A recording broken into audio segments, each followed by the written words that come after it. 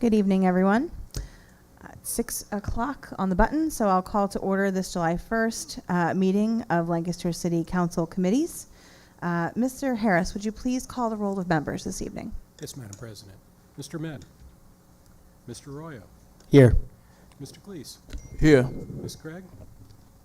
Ms. Diaz. Here. Mr. Hirsch. Here. And President Baker. Here. Councilors Ahmed and Craig are excused this evening. A few reminders for everyone at the top of the meeting. I ask that you please silence your phones and devices if you haven't done so already. Please know that this meeting and its participants are being recorded. Tonight we have meetings of committees of council. There are no general public comment periods during this meeting. However, committee chairs will call for comments from the public on legislative items, which are bills and resolutions. Comments are limited to 3 minutes per speaker and must begin with your name and block of residence for the meeting record. Right. Councilors, first of all, if there's an issue with the mic, we can switch it out with another one that's over there. Don't think Janet's is turn. Okay. Mayor, would you switch one? Yes. Thank you. Thank you for bearing with us through technical difficulties. Yeah, perfect. Councilors, we'll begin before the committees with the approval of the June 2nd, 2025 committee meeting minutes. Motion to approve. Second. I have a motion and a second. Any council discussion on the minutes? All right, Mr. Harris, would you call the vote on that? Mr. Arroyo. Aye. Mr. Cleese. Aye. Ms. Diaz. Aye. Mr. Hirsch. Aye. And President Baker. Aye. Thank you. All right, we begin tonight with the Personnel Committee. Councilor Kleekst. Thank you, Madam President. The Personnel Committee has 4 items on the agenda for tonight, and all 4 items are nominations for reappointment to the Fire Code Board Appeals. And the nominees are Dennis Park, Kenneth Barton, Lloyd Henry, and Jean Duncan. And they currently serve on the board, and they have expressed their willingness to be reappointed. I'll open up for questions or comments from other members of the committees and council. Councilor Kleekst, just to make a note that for reappointments, we typically don't ask the folks to come before council. Is that correct? Yes, correct. Thank you. And thank you to them for serving. Any comments or questions from the public? Hearing none, so I'll make a motion to move those nominations to our next council meeting. Second. All in favor? Aye. Aye. Madam President, that concludes the Personnel Committee. Thank you very much, Councilor Kleekst. We'll now move to the Finance Committee. Councilor Arroyo. Thank you, Council President. We have 3 items on the agenda for this evening. First is Administration Resolution Number 48, 2025, which is authorizing the disposal of public works vehicles. And I believe Director Campbell is here to speak on that resolution.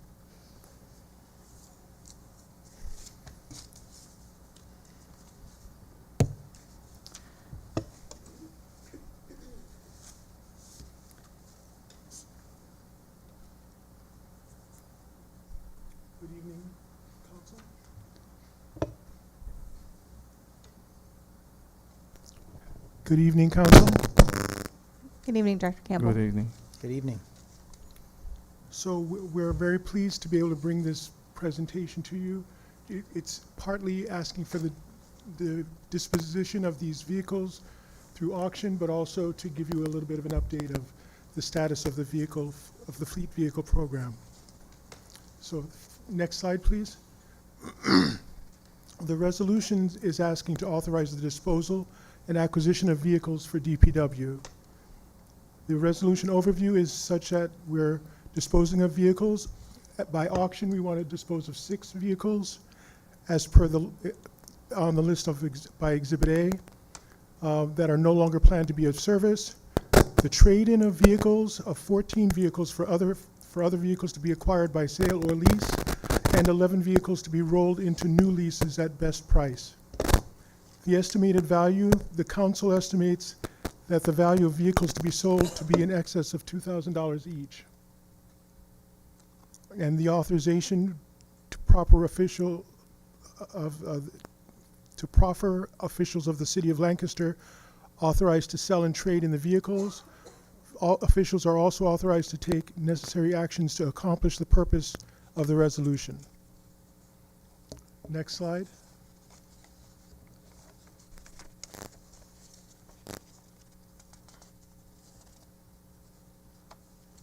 Thank you.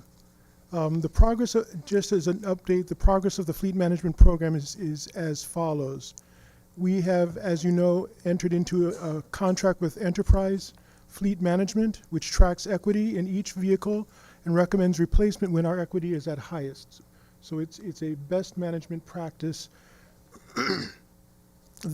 We have been able so far in the approximately 14 to 16 months that the contract has been in place to reduce the fleet from 251 to 239 vehicles, or reduce it by 12 vehicles.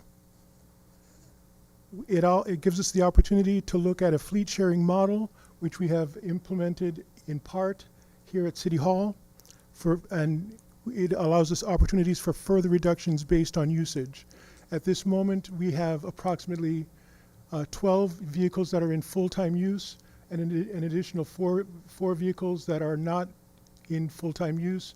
We believe that we can reduce the fleet share by that 4, but we're waiting for a little bit more data to confirm. What the Enterprise Fleet Management Program allows us to do is to monitor usage, as well as where the vehicle goes, how fast it's being used, is it violating traffic laws, things like that. This program may also allow us further reduction in police bureau vehicles as possible. Next. Some of the other metrics of the fleet management program, we have saved $81,000 with the Enterprise Fleet Management of ordering of 27 vehicles and maintenance in the first year. So most of these are statistics of the first 12 months of the contract. First year of the program, 154 services recorded with in-house Auto Integrate program, which is the program that monitors the condition. It's kind of like the equipment flag on your vehicle. It lets us know when there's something going wrong that it needs to be attended to. It allowed for the resale. We sold 57 city-owned vehicles with $362,000 worth of equity / trade-in value rolled into the new leases. Now, that may sound like it's just a direct savings, but basically it allows us to leverage the funds and the value, the equity in the vehicles to acquire better performing vehicles, stronger vehicles, more modern vehicles where it's appropriate. We don't go for modern just for the sake of being modern. We go for modern only if it is in our best interest. It also, in terms of resale, the leased unit generated $15,000. One leased unit generated $15,000 and was sold at 8% above the industry, meaning $3,152 back to the city, or approximately a 20% benefit. That is one of the metrics that we're looking to continually repeat. It allows us to look at each of the vehicles in that kind of a context. Philanthropy partnerships, the Lancaster City Police Foundation received $2,500 grant from Enterprise Foundation, and many of the metrics above contribute to the cost per unit decreasing by a little bit more than 20%, down to 44 cents per mile versus approximately 56 cents per mile just last year. Next.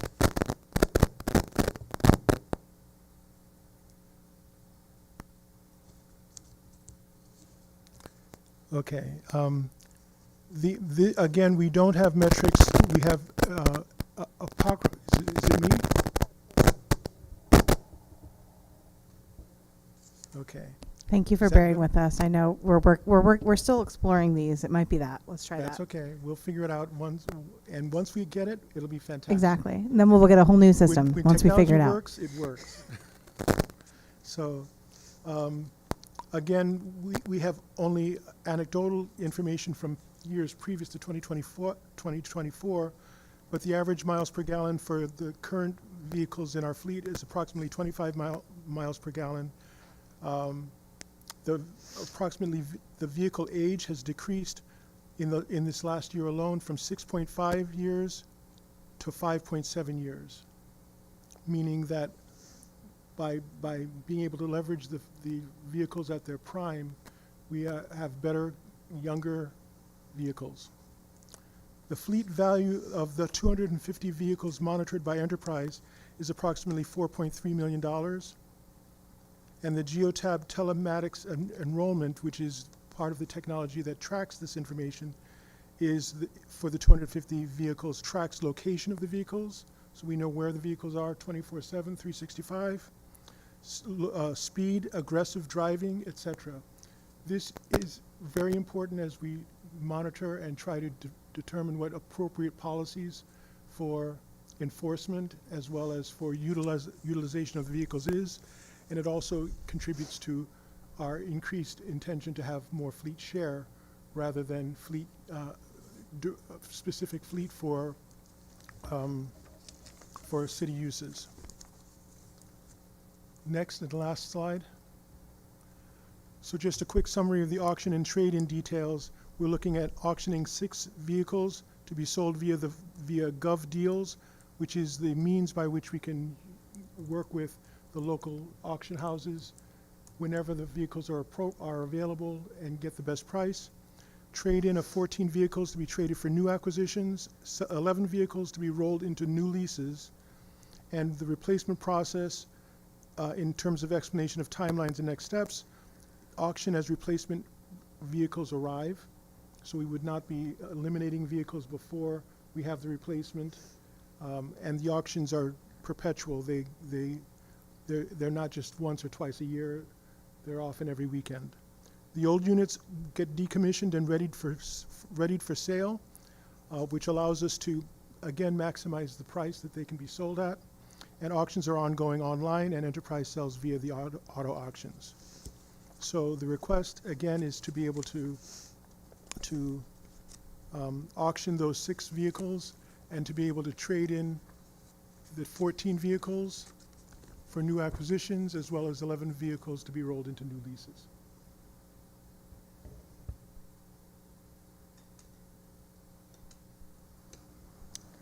Thank you, Director Campbell.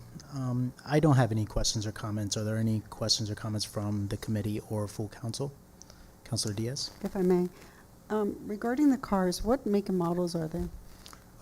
There is an Exhibit A, which has a list of each of the vehicles. I'm not sure if you guys have that. It should have been with the. We do, yeah. So the 6 to be auctioned are at the top.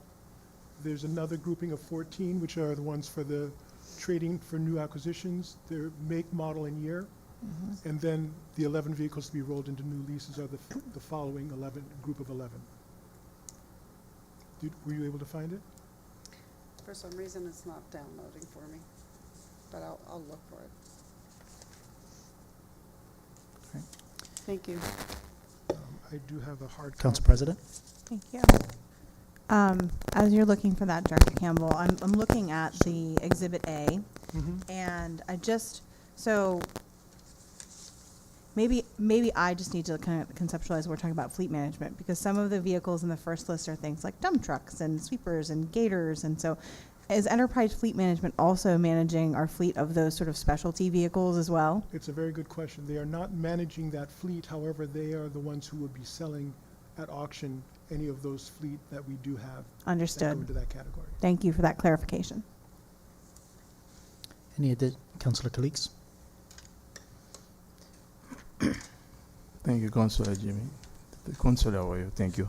And Director Campbell, what is the process for determining a public works vehicle is ready for disposal? What we have, it's a very good question. What we have done is the contract for Enterprise allows us to have basically done a facility assessment of the condition of all the vehicles that they are managing, the 250 vehicles that they are managing, by age, by condition, by crash history, by a variety of other things that may determine what its value is, and then compare that via a variety of other metrics with what the market will bear. So we're looking at what can our vehicles in our particular situation, what are they worth, what equity might accrue to them in order for us to determine whether we sell them or not. I'm sorry, I'm touching this thing. In order to sell them at an appropriate level or not. If, for instance, a vehicle is older but is still, I think it just might be the speaker. if it is older but in still good shape, that would allow us to. I mean, there's kind of a calculus that would indicate whether it's at its optimum for equity for selling it to get the benefit of its equity or not. Similarly, if it's a younger vehicle but it has been in a crash and has been plagued by lemon issues, by problems with the vehicle, that would indicate that it would be ready to be sold earlier than later. And who is involved in that decision? It's primarily Enterprise. They are an industry leader in this kind of work, and we have, when we did the competitive solicitation, we were looking at several different firms on a national level, and they came in giving us the best metrics with a dashboard that we are able to use and have access to the data on a vehicle-by-vehicle basis daily at any way that we like. So we got the best, what we believe is the best value for the proposal in that competitive proposing period. Thank you, Director Campbell. Thank you, Councilor Arroyo. Yeah, thank you. Any additional questions or comments from council? All right. Any questions from the public?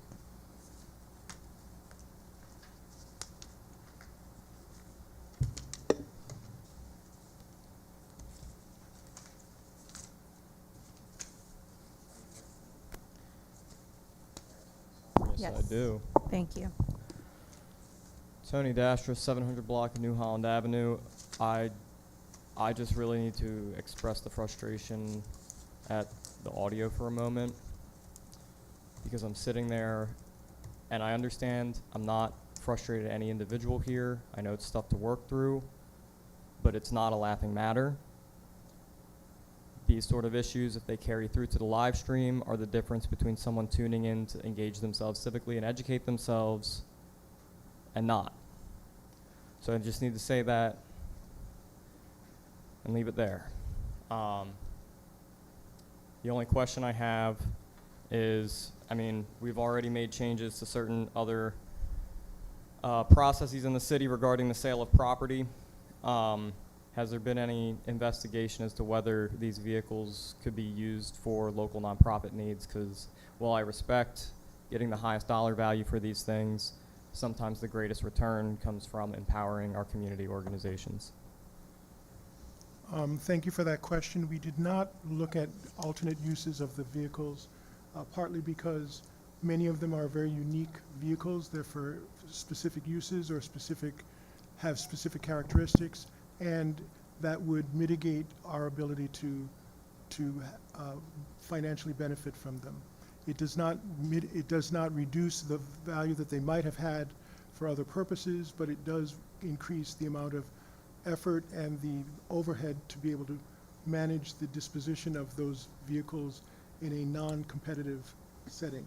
We would be looking at several different types of solicitation to be able to make those available, as well as the hands-on efforts of managing such transfers.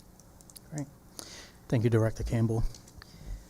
With that, I will motion to move resolution number 48, 2025 to full council. All those in favor? Aye. Move on to, thank you, Director Campbell. Councilor Arroyo. Yes, Can I Council just make a note? I want to just ensure council and members of the public in the room that we have been told that the live stream is not affected by the popping noises that we're hearing. It's coming in through the speaker in the room, and so the audio feed is coming in separately through streaming. Thank you. Thank you, Council President. Next item on the agenda is resolution number 49, 2025, which is authorizing a funding project it's listed on the agenda as Lancaster Industrial Development Authority on behalf of Luther Care. It is actually the Lancaster Municipal Authority on behalf of Luther Care. And We have representatives from the municipal authority here. great. We have, thank you. Let me come on up. Good evening. Is this on? Yes. Yes. Okay. My name is Aaron Hollis. I am solicitor for Lancaster Municipal Authority, and we are requesting approval for a tax-exempt financing for Luther Care. It's for $26 million for acquisition and development of 37 new homes and their property in Lidditz, as well as other capital improvements. This is conduit financing. This is not an obligation of the city. This would be coming from a lender. Lancaster Municipal Authority's name will be on it, but will not have direct obligation on these the notes for this. This is a project in Lidditz. We are also seeking approval in Lidditz Borough, Warwick Township, and Columbia Borough. Lancaster Municipal Authority was approved under the city, and we also, under the code, require approval from Lancaster City. We also have a representative of Luther Care if you have any questions about the project. Thank you. Similar resolution came before council maybe a year ago, or as far as on behalf of the Lancaster Municipal Authority, and as I think one of the biggest questions was, does this obligate the city to any financial obligation? And it doesn't. It does not, no. It has no direct obligation to the city, and even Lancaster Municipal Authority has no direct obligation for this. It is, through the documents, it is a note issue through Lancaster Municipal Authority, but has no direct obligation. Great, thank you. I'll open up for any questions or comments from the committee or full council. Right. Any questions from the public?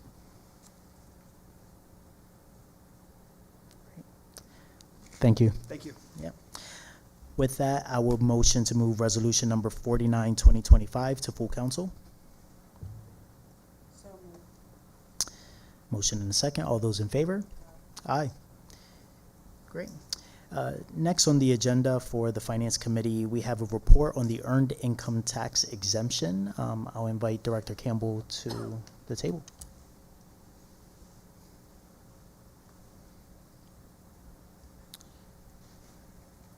Good evening, Director Campbell.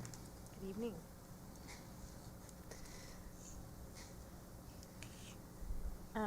Thank you for requesting this. I think Councilor Hirsch requested this report this evening.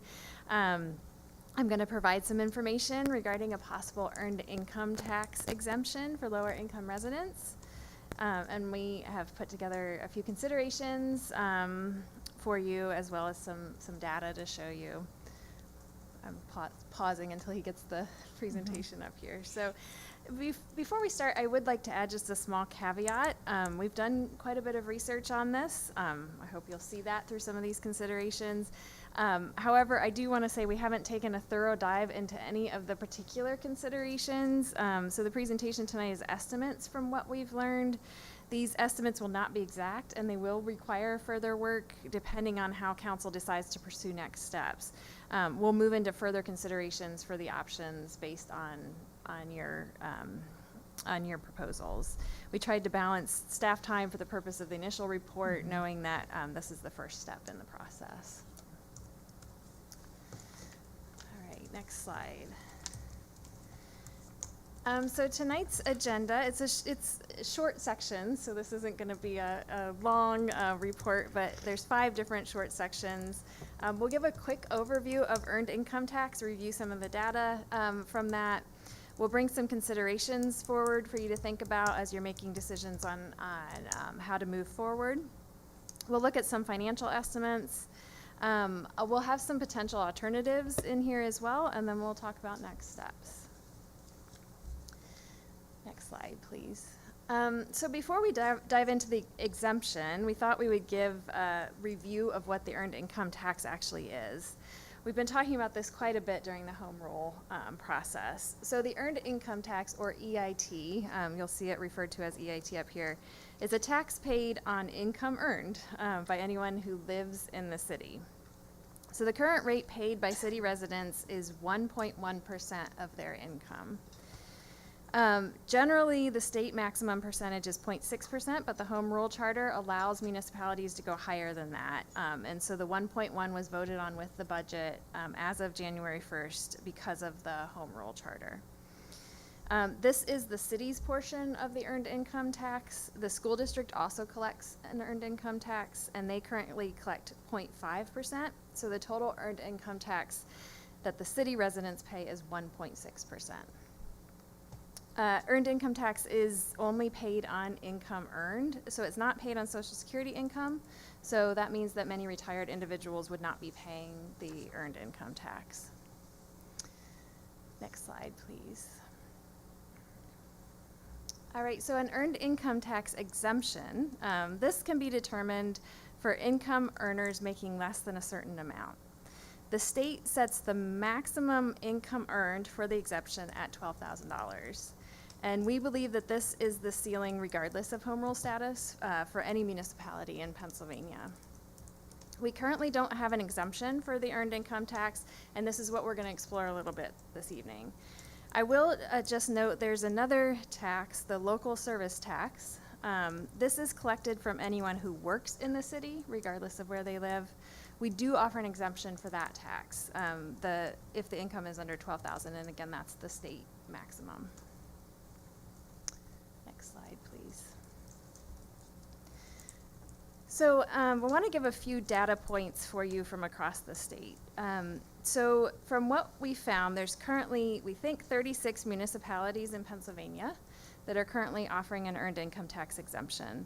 This is actually 1.4% of all municipalities in Pennsylvania. So there's about 2,600 municipalities across the state. This is according to the DCED website. And we discovered that this number might actually still be a little high. One of the municipalities shown to be giving an earned income tax exemption is in Lancaster County. So we actually reached out to them, and they were not aware that they were offering this exemption. So, but this is what the DCD list is showing at this time. So of the 36 municipalities, 11 of them have a population over 10,000. And there's one, Bensalem, which is close to Philadelphia, that's slightly larger than Lancaster City, with a population just over 60,000. All of the other municipalities are smaller than Lancaster. So we would be one of the largest to have this exemption. About 2/3 of the municipalities have a population under 10,000. The smallest municipality offering this is made up of 422 people, so it's quite small. And none of the 36 municipalities have an exemption that's above 12,000. They actually range anywhere from 200 up to 12,000, which was interesting to see. All right, next slide, please. So some considerations to think about. As we were reviewing this, our solicitor, Mr. Hanwerger, reviewed some of the exemption level requirements, and as I mentioned, we were conferring with some outside consultants as well, and they believe that we cannot go above that $12,000 income level, regardless of the home rule status, as I stated earlier. So I'm focusing data tonight on what it would look like for Lancaster to do this at the $12,000 level. Additionally, we met with the Lancaster County Tax Collection Bureau, and they actually provided quite a bit of data for us to look into, which was really helpful for this process. So they also went out and talked to a second tax collection agency that works with the large portion of the 36 municipalities who are currently doing the exemptions. And these are some considerations that come from both the Lancaster County Tax Collection Bureau as well as this other tax collection bureau. One of them is that we would want to ensure that there's some provision that this would only be eligible for anyone who has lived in the city for the full calendar year. Otherwise, someone who has a higher income might move into the city very late in the year but still receive the exemption because of that income threshold. The exemption must work on a refund basis. This is required for two reasons. One is we're not able to determine who is making less than the threshold until after taxes are filed. So residents would still need to pay the tax throughout the year and then be refunded after they file the tax. The second is actually more important. Because the school district receives a portion of the tax and that portion is not exempt, they would still need to pay that portion.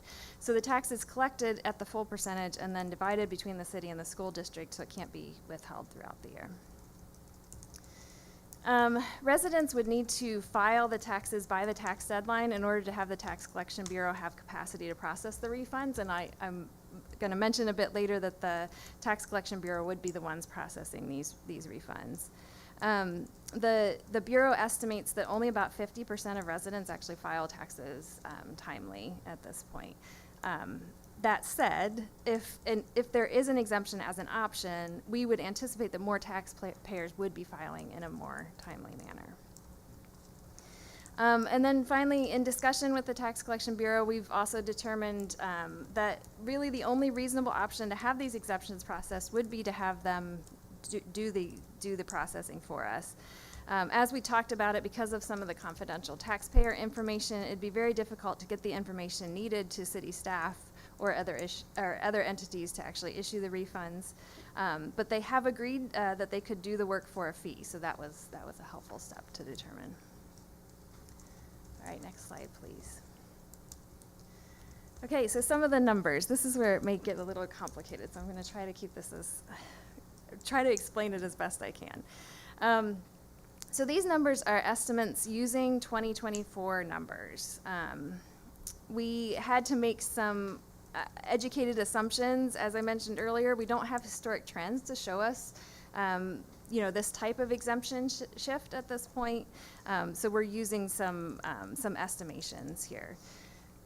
Based on the 2024 percentage of tax filers, the city would receive approximately $130,000 in income from about 3,600 taxpayers making $12,000 or less annually. This is if taxpayers were filing at the rate that they are typically filing now.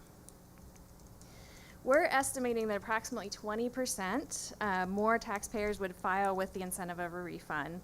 So that would equal about $258,000 with a total of about 4,600 individual taxpayers. So the dollar amount, as you can see, almost doubles from the $130,000 to the $258,000 with this additional filing. And that's because the taxpayers earning closer to $12,000 would likely be the ones to file at a greater number, or this is what we're anticipating. So we would anticipate that there would be higher amounts coming in for that, and therefore, for the purposes of this estimate, we're using that $258,000. We're considering that $258,000 to be kind of the lost revenue for the city. I'm putting that in quotes, but that would be technically what would no longer be available as tax revenue. So this is where it may get a little complicated, but of this $258,000, we now need to consider a non-resident earned income tax. The non-resident earned income tax applies to anyone living in the city but working in a different municipality. So residents are charged one earned income tax. I mentioned that it's together, the city and the school district. This earned income tax will first go to the municipality in which they live. If the municipality that the resident lives in decides not to charge an earned income tax, or if it's refunded, the municipality that they're working in has a right to collect a non-resident tax. So we actually collect a non-resident earned income tax from this as well. And I'll give you just, it's a very small amount. In June, our total earned income tax that came in was $526,000. Non-resident, of that, the non-resident portion was $5,000, so it's about 1%. So back to this example, if someone lives in the city but works in Manheim Township would generally not collect the non-resident tax because the city gets the tax first before the outside municipality would. However, if the resident living in Lancaster City gets an exemption to that 1.1% rate, in essence, this means that the resident has not yet paid an earned income tax. So then Manheim Township would be eligible to receive their non-resident tax at their rate. which at this point is 0.6%. Because they don't have that exemption, they would receive that funding, and then the resident would receive a refund of 0.5% instead of the full 1.1%.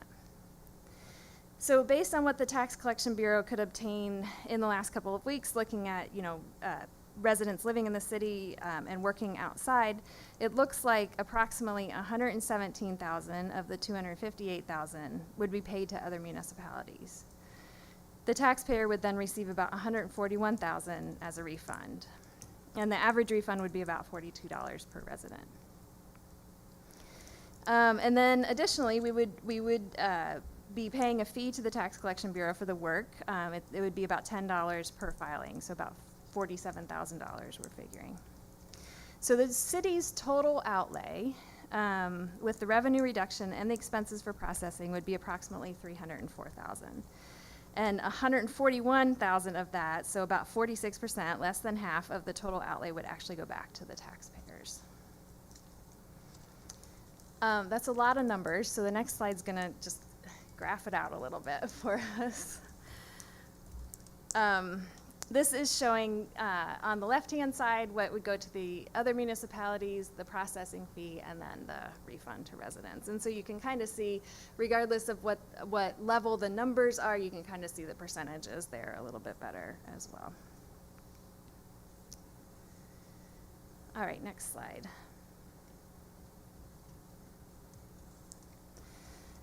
I want to give some potential alternatives to this.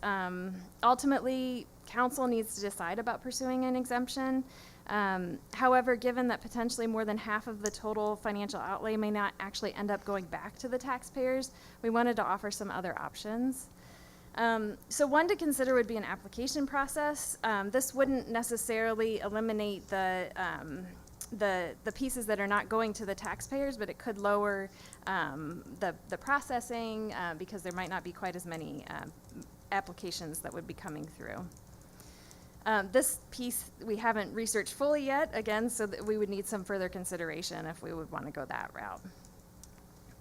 We could also consider allocating basically the same portion that would have been refunded or would have been our total outlay to a program that we might already be doing that could be helping low-income individuals. So a couple of them are listed here. The Critical Repair Fund, we've talked about that often at council, that specifically supports low-income individuals in the city.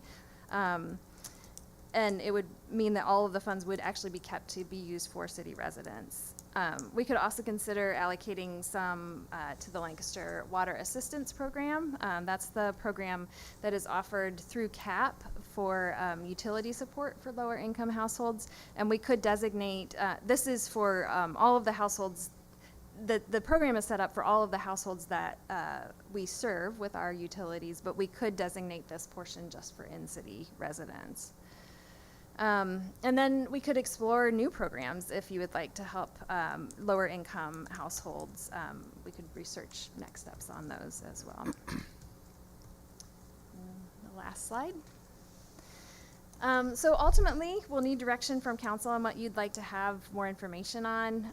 As I mentioned, these are all estimates at this point. So once we have a general direction, we can work on more concrete information to provide. And once the focus or direction is determined, we will account for those costs in the budget.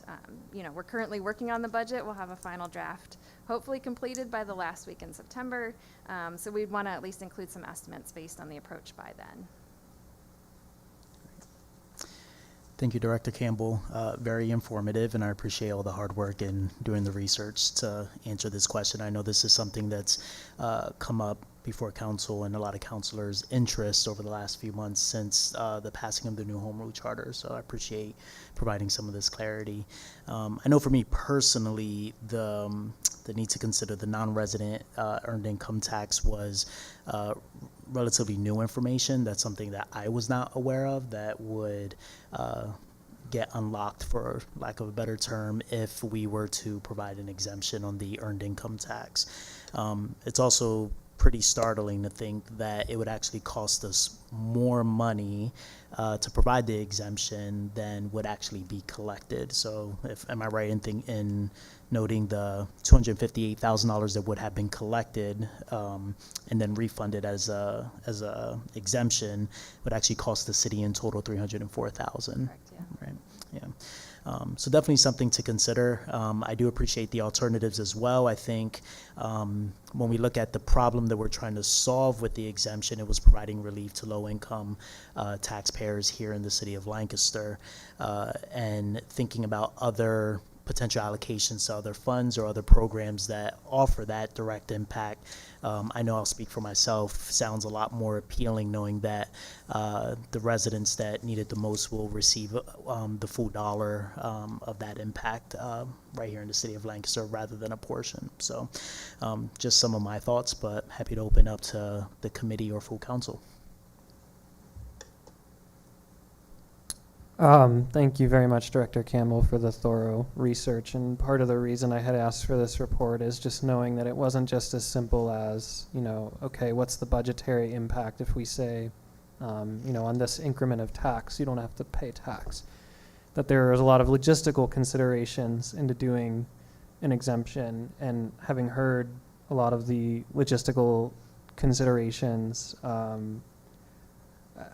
you've given us a lot to think about, that's for sure. And I don't want to say I'm closing the door, but it definitely sounds like kind of a lot of headache for not necessarily a lot of return. And I've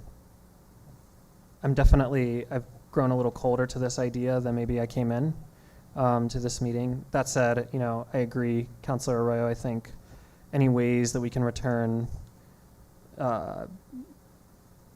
tax dollars to low-income residents and to residents, period, overall, I think is something that we should always be looking into. And I'll just go back, I'll finish my comments just by saying, I really appreciated the presentation we just got on the fleet management.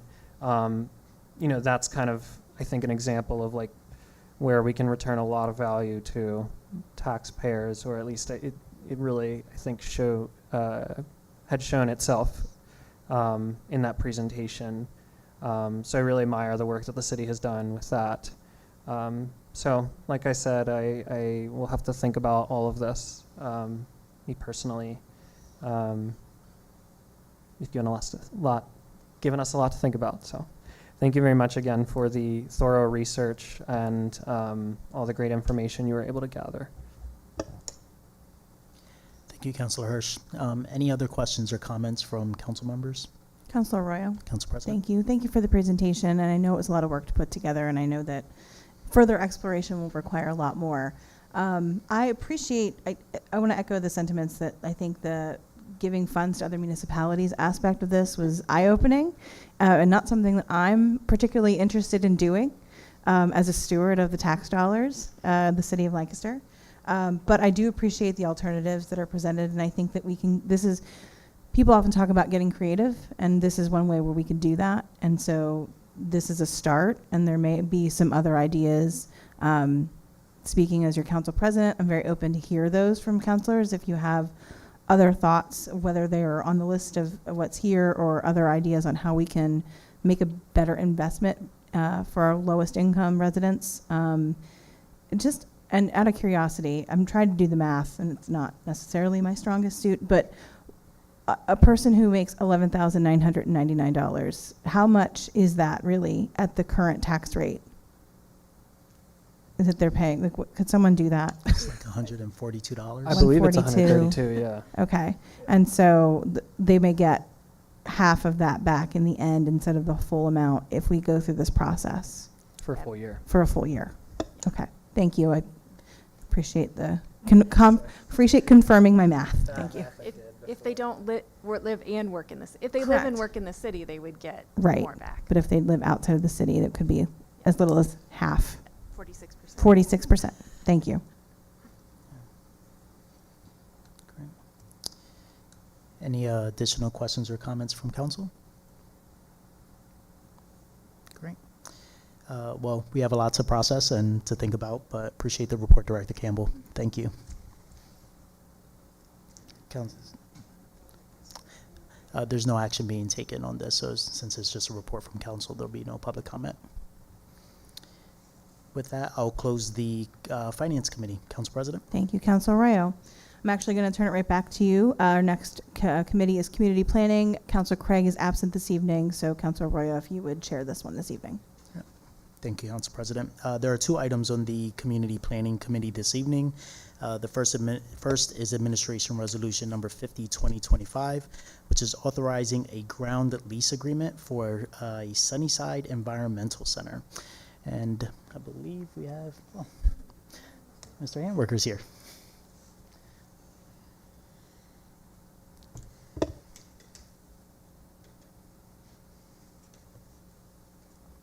There you go. Yeah. Good evening. I figured if we sent you 100 pages of legal documents, I probably should. Well, I Just appreciate mention that I've sent you 100 pages of legal documents. and I appreciated the executive summary as well, so thank you. So as you recall, this. It should be on with the red light there, so you're good. As you recall, you've already actually essentially approved this in a previous resolution.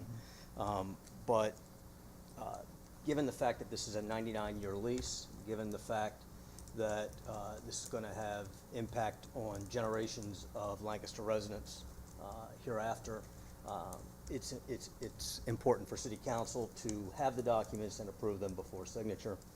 The executive summary, I sent you the summary prepared, essentially covers the primary points of the transaction, the documents, which are an agreement to enter into ground lease and then subsequently a ground lease. And the reason they're broken out into 2 parts is there's a lengthy due process, for lack of a better word, that Partners for Environmental Stewardship will need to go through in designing a building that will meet the world-class standards that they've committed to, that will provide the programming and impetus for residents of the city of Lancaster, that will be in conjunction with the preserve. That's going to take at least 18 months, if not longer, just to do some basic design and research, and then they've got to go through the land development process. It is a lengthy process. There hasn't been any testing done on the land yet, so all of those things have to happen, which are fairly normal in a land development transaction when somebody buys land. The unique nature of this transaction is that we're dividing title, right? So title, as you get it when you buy a house, you get what's called fee simple title. You own 100% of all the interest in that property, subject to any rights that, say, a utility might have for running electric. That would be an easement. The difference here is that we're not giving that interest to PES. Rather, we're giving them a 99-year ground lease.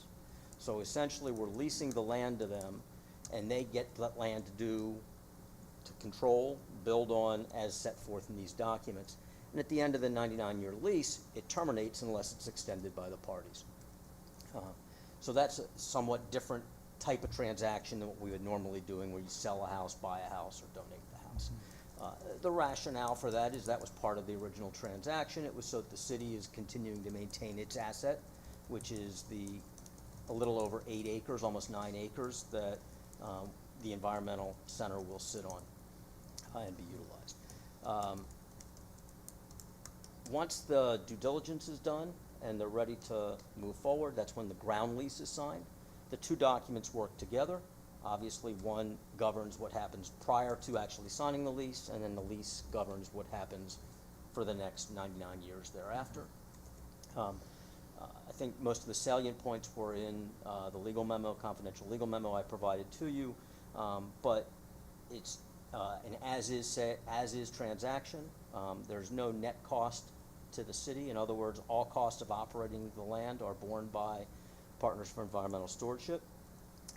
There are obligations that were included in the letter of intent that are maintained in these documents that require them to build the building in a state-of-the-art manner.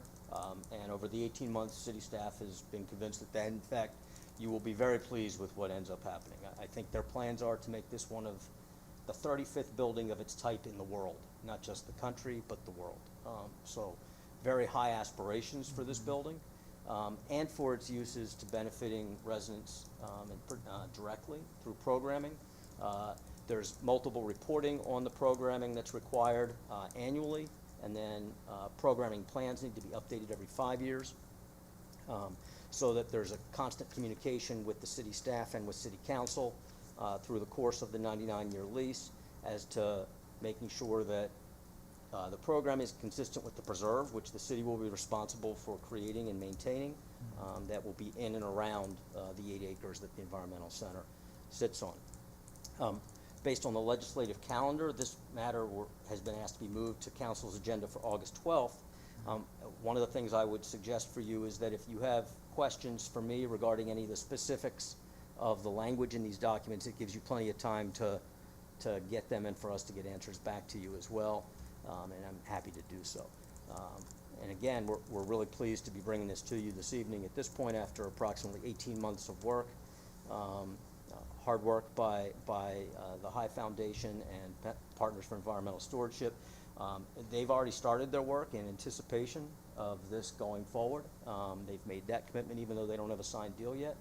And we're really excited about what this is going to do for the city. And it's consistent, obviously, with the comprehensive plan that was recently adopted and the previous resolution that you adopted in December. Thank you. Yeah, I very excited about this project, and to your point, very much in alignment with the comprehensive plan, and very excited to hear about the standard of the build as well as just the level of standard that's going to be exciting. So I do know we have members of the High Foundation and Partners of Environmental Stewardship here. Yeah, they're here to observe this. Okay, great. No presentation. So with that, any questions or comments from the committee or full council? Councilor Royo. Council President? Mr. Hamburger, thank you so much for the summary and for everyone's work on the lease agreement. I know it's an intense and long document. And I just wanted to say that I appreciate that it has continued to capture the pieces of the letter intent that were originally included, that were originally approved by council, that were so important to us in this particular agreement, including the build standards, but also the resident program, resident engagement and programming to benefit the residents, and having that continuous reporting in there is incredibly important.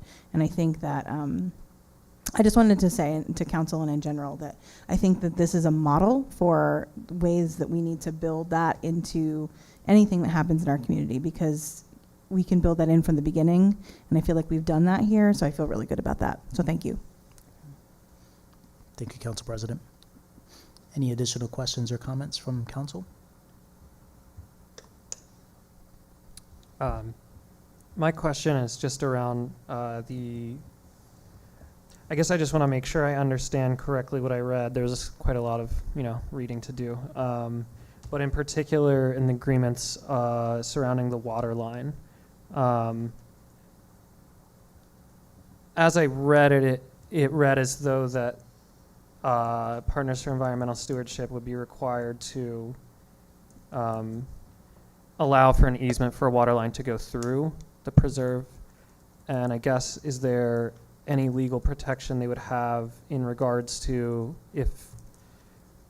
I guess if we're talking about a preserve and then building a water line through it, is there legal protection over the preserve piece of the property, if that makes sense? Does my question make sense?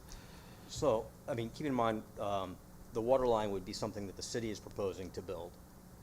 So it would obviously have done the homework to determine whether it would have any damage to its property, which is the preserve. Mm-hmm.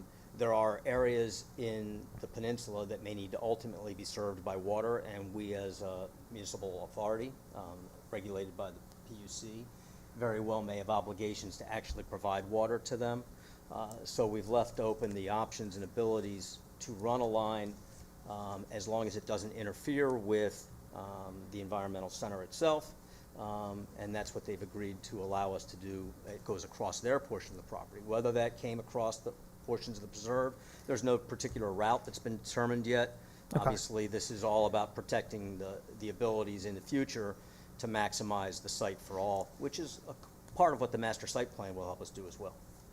So if I hear you correctly, you're saying that it's in part to protect the possibility that the city, you know, if someone is seeking to tap into water service, that the city is able to run a line where need be, but then also does provide the Partners for Environmental Stewardship some protection.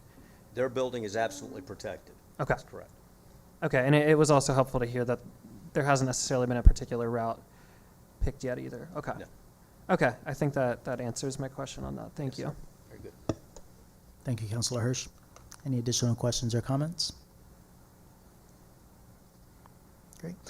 My last question, just to confirm, any motion to move this forward would be for the August 12th council meeting? Correct. Great, thank you. Great. With that, I will motion to move Administration Resolution number 50, 2025 to the August 12th council meeting. Second. All those in favor? Aye. Aye. Great, thank you. Thank you. Yeah. Next, we'll move to Resolution number 51, 2025, authorizing an amendment of the official sewage facilities plan to include the Swan Hotel project.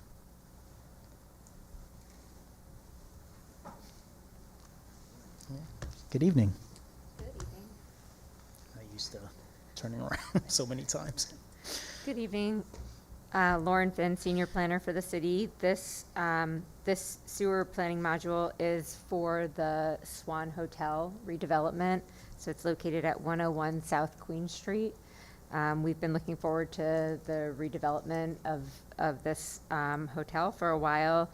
It's an interesting piece in that it actually doesn't have to go through a full land development because they're not changing so much to the footprint of the building. So they're just going through kind of an abbreviated process in land development and the process with the county as well for the sewer module. Great. Thank you. Thanks. Any questions or comments from council? Okay. Any from the public? Great. With that, I'll motion to move resolution number 51, 2025 to the next full council meeting. So move. All those in favor? Aye. Aye. Great.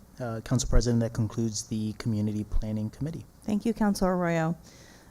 Next, we have the Public Works Committee. Councilor Hirsch. Thank you, Council President. We have two items on the Public Works Committee meeting or agenda. The first of which is Resolution 52, which is authorizing a grant for the eastbound connector. This is the bicycle path that is going towards the goat path east, kind of in and around Lincoln Middle School, and the hope is to get that to ultimately connect to the goat path. I see Director Campbell coming up, so I will let him take over. Thank you very much again for this opportunity. This is, we're submitting this a little bit early because we're making a request to make this application to the Multimodal Transportation Fund. We had previously made an application for significantly more money and were granted only $200,000, which we now have. But interestingly, we've been invited to make another application. We do not yet know what the likely amount is. Part of the challenge with this particular site is that it is 3 municipalities.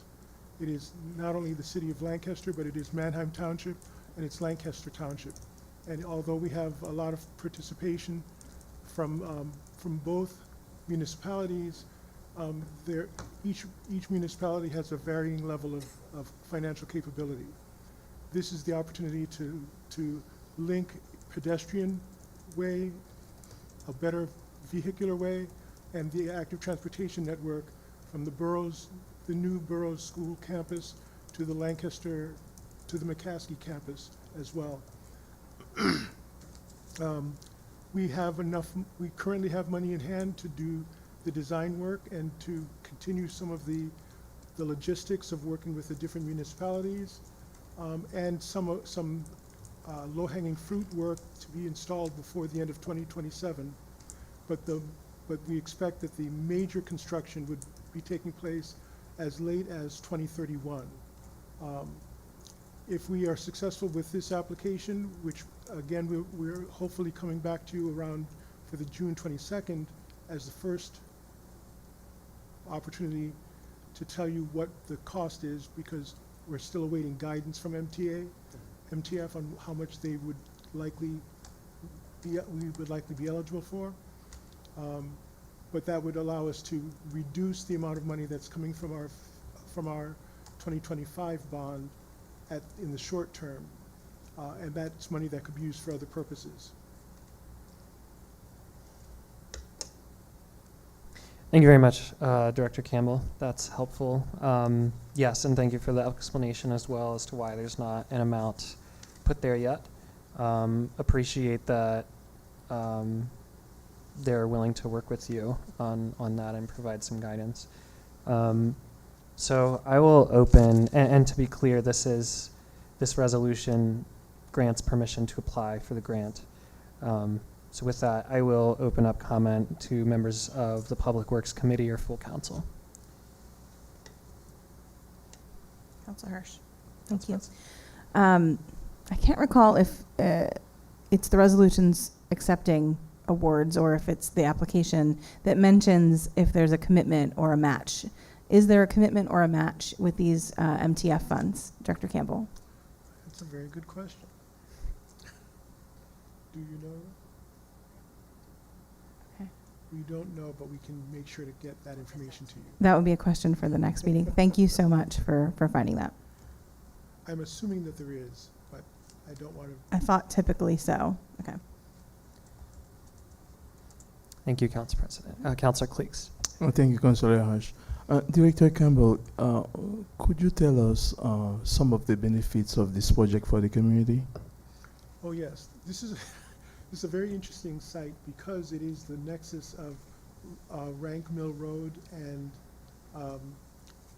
the Walnut Street, but also the what's the one that goes straight over towards the Operations Center? Is Rank Mill? No. Pleasure? Or No, sorry. Grofftown? Grofftown. Grofftown. Grofftown. We were gonna hit it Oh, yeah.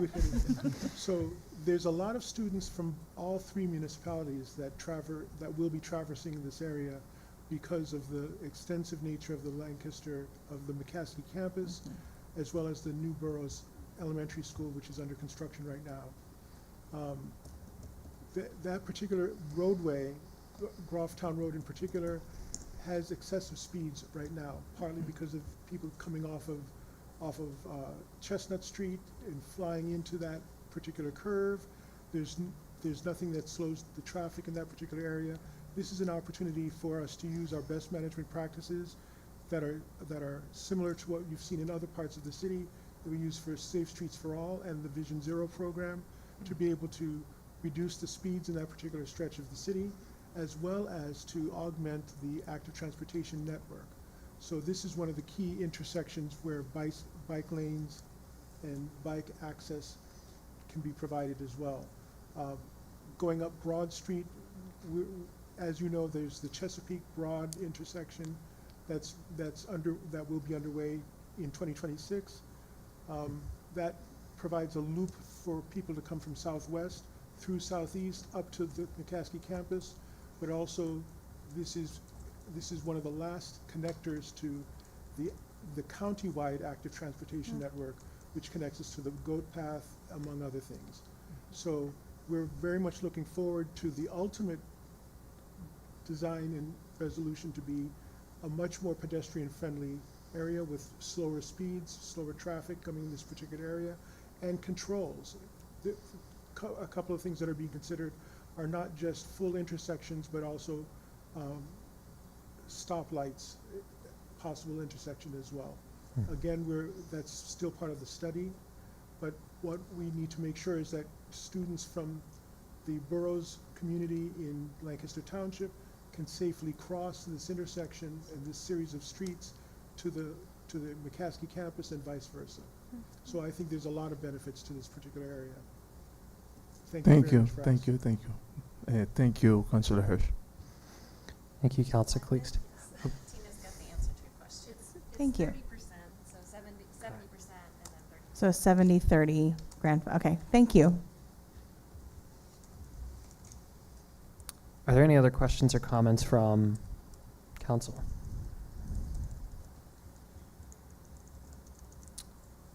Okay.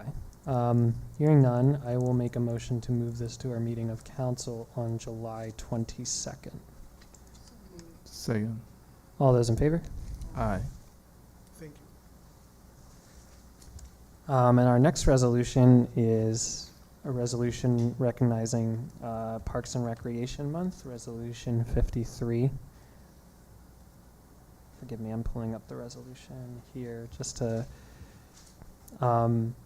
The resolution talks quite a bit about our partnership with the Lancaster Rec Commission and the offering of programming from our parks, and recognizes, you know, the great partnership that we've had with them for decades, and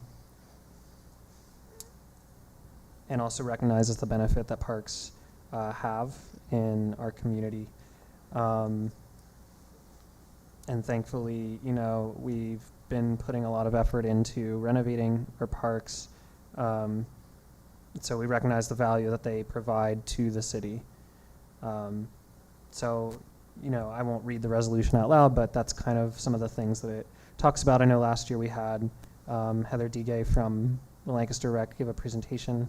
Don't know if that's or anything like that's forthcoming this year, but still do think it's really important to recognize both the value that the parks add to our city, that the programming adds to our city, and then also all of the staff that makes that happen, and all of the public works staff that keeps our park clean. I'm really grateful for them. So I don't really have much else to say on this particular resolution, but I want to make sure that we recognize all the people that work hard to bring that benefit to our community. So I will open it up to the Public Works Committee or full council if they have any comment. Okay, hearing none, I will make a motion to move this to our full meeting of council on July 8th. So move. All those in favor? Aye. That concludes. Counselor Hirsch, Yes. it's in reference to the administration 52/2025. Did you open it up for the public to make comments? I exercised discretion and did not feel it merited public comment at this moment. Thank you. As a reminder, committee public comment is not a requirement. That's all I really have to say on that. Thank you, Councilor So that Hirsch. concludes the Public Works Committee. Appreciate it. All right, councilors, we don't have any committee of the whole items this evening. The last item on our agenda is the clerk's report. Mr. Harris, confirming that you've submitted that to the council in writing. I have, Madam President. Thank you very much. Then reached the end of our agendas. I will hear a motion to adjourn. Motion to adjourn. Second. Motion and a second. All in favor? Aye. Aye. Thank you. We're adjourned.